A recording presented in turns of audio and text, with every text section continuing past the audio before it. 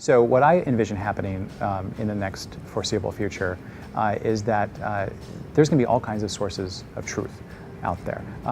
Customers are going to start to spin up interesting ways to share information on their own. We provide the tools to do that, and they take it from there. And so you can start to imagine anywhere in the world that small user groups start to light up, expert communities start to bubble up, communities of practice are everywhere, all because, again, we have a culture of openness now, which, again, frees up information so people can leverage it and do more interesting things than we could have ever imagined with that material. If you look at knowledge assets, what we need to do is make sure we continue to expand people's ability to create them and share them.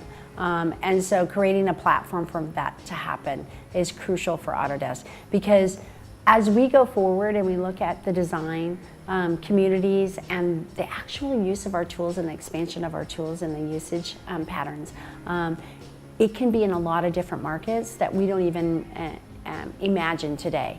And as you do that, you want to be able to empower the people who are actually using it in that context to be able to share it in that context. The more that we get involved in communities that our customers are participating in, the more we sort of see that power of them to learn from each other and teach each other.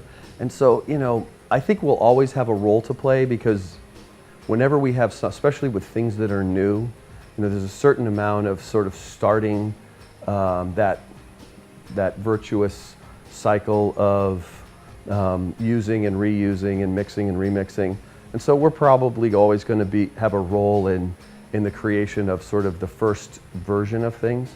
But I think as time goes forward, you know, the power of the community to take that and apply it in all the ways that it can be used is so much more genuine. It's so much more culturally appropriate. It's language sent. I mean, there's just so many things that make it a better product than we could ever make, no matter how much money, you know, we threw at it. And I think we want to foster that, because the quality of that material, when it does come from the community, is so much greater than we could ever hope to achieve.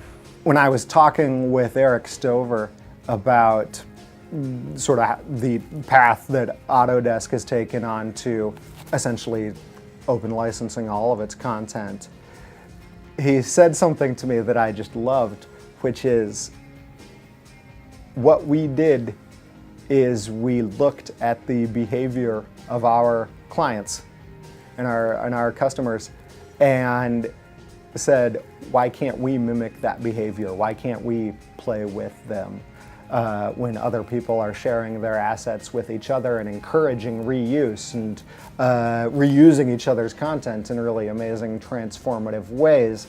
Why can't Autodesk do that too? In a traditional viewpoint, you know, with all the knowledge residing here in the halls of this technology company, throwing it out the window essentially and saying, no, all the knowledge is now everywhere else, you know, what I can imagine is, again, there's just communities of practice everywhere that would not have come into fruition if it weren't for a program like this.